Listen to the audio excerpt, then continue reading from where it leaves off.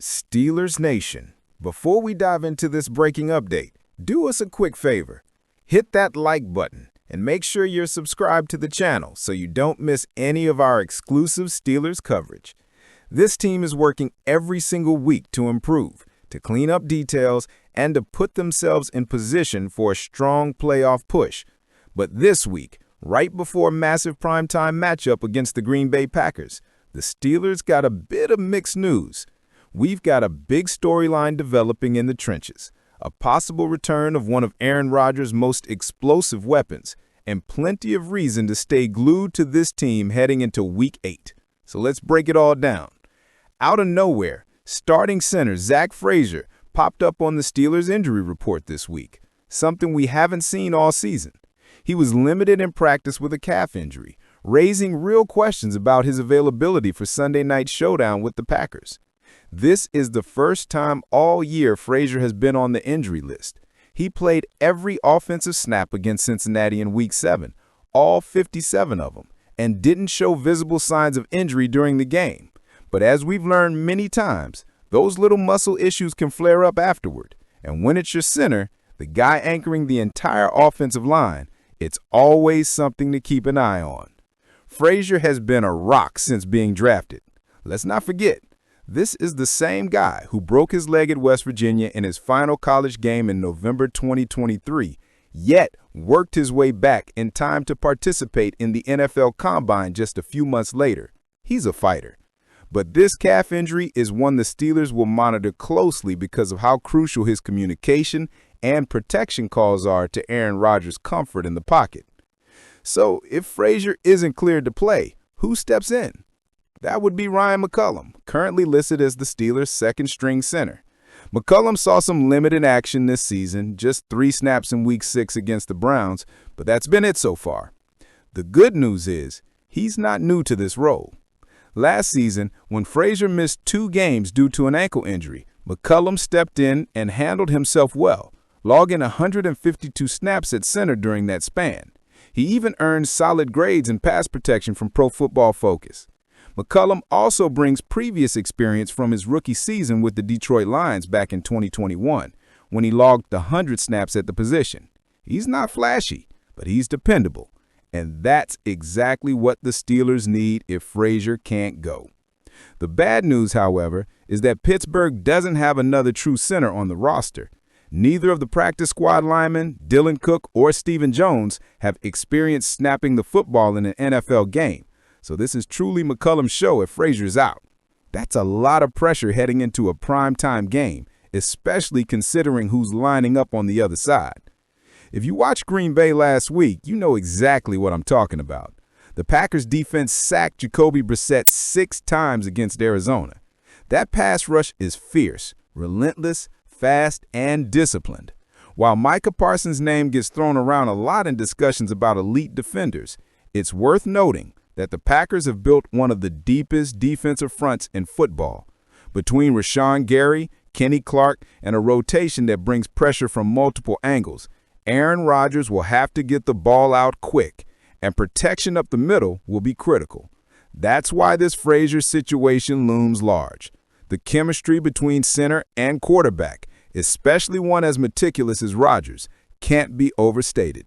The way they handle blitz pickups, silent counts, and late adjustments at the line could determine whether Pittsburgh's offense clicks or struggles under pressure.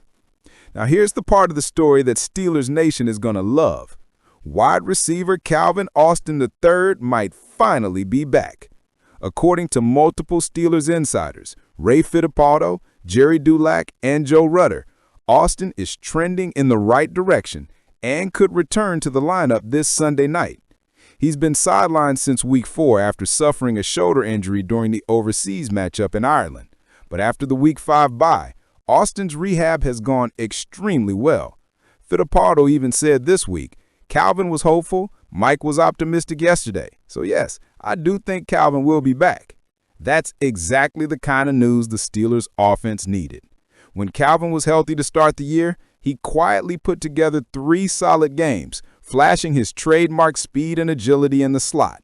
He gives the offense another vertical element, something that keeps defenses from doubling DK Metcalf every play.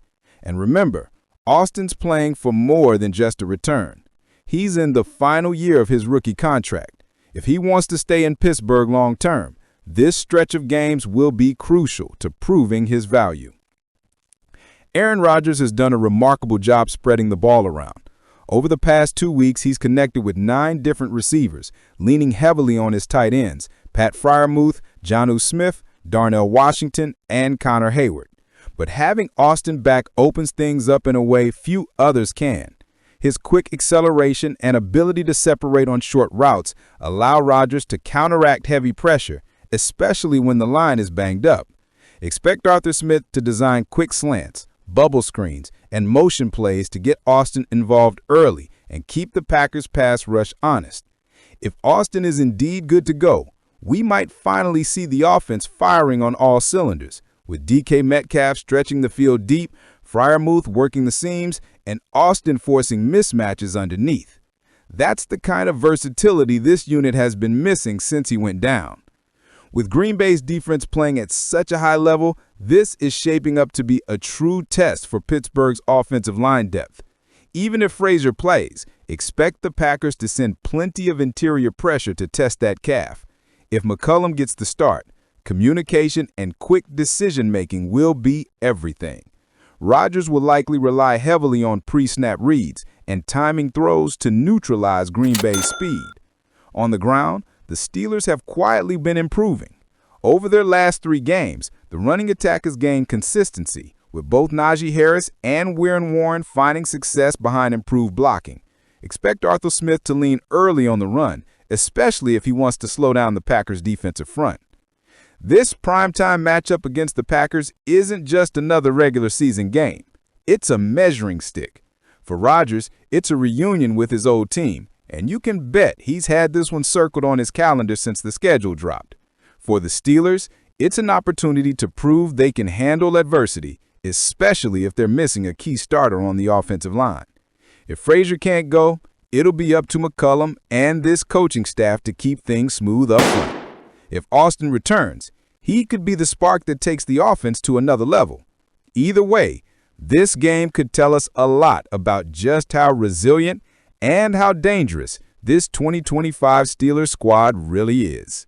This will be the first time Rodgers faces his old team, the Green Bay Packers, since leaving back in 2022.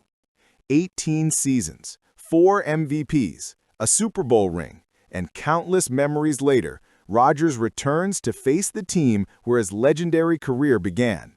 And you know what? Despite all the storylines and all the emotions that come with this reunion, Rodgers made one thing very clear when speaking to the media this week. "I don't have any animosity towards the organization," Rodgers said. "This is not a revenge game for me. I grew up there. I spent 18 years there. I'm thankful for my time there." That right there tells you everything you need to know about Rodgers' mindset. The man isn't living in the past. He's locked in on the present. This is about football. This is about the Pittsburgh Steelers. This is about continuing to build something special right here in the Steel City. Rodgers' time in Green Bay will always be remembered as one of the greatest eras in Packers history. 11 playoff appearances, over 59,000 passing yards, a Lombardi trophy, and for a long stretch, he was arguably the best player in the entire league. But after 18 years, the Packers decided it was time to hand the keys to Jordan Love, the young quarterback Rodgers had mentored. Rodgers then moved on to the New York Jets, where things didn't go exactly as planned. After battling injuries, including that torn Achilles and a couple of rough seasons in New York, many around the league thought Rodgers' best days were behind him. But in typical Rodgers fashion, he silenced the doubters. Over his last 10 games with the Jets, he threw for 18 touchdowns and just 4 interceptions, proving the arm talent and football IQ were still elite. The Jets, however, decided to move on once again, and that opened the door for Pittsburgh. Fast forward to now, and it's been a perfect fit. Rodgers has given this offense the poise, confidence, and leadership it desperately needed since Big Ben retired. Through 6 games, Rodgers has looked sharp. showing the precision, control, and clutch decision-making that defines his career. Steelers Nation, you can see it every week. The chemistry with DK Metcalf, the patience with Pat Freiermuth, and the way he's elevating everyone around him. But Sunday night isn't just about Rodgers' reunion. It's about two legitimate Super Bowl contenders going head-to-head in primetime. Both the Steelers and the Packers sit at the top of their divisions. The Packers, led by Jordan Love and a ferocious defense anchored by Micah Parsons, are 4-1-1 and currently hold the NFC's top spot. Last week, Parsons absolutely tore up the Cardinals' offensive line with a 3-sack performance. That man is a monster, and he's coming for Rodgers on Sunday night. Meanwhile, Pittsburgh sits at 4-2, coming off a tough shootout loss to Joe Flacco and the Bengals. Despite that defeat, the Steelers remain first in the AFC North. Rodgers boasts a stellar 105.0 passer rating so far this season, and the offense is finding its identity.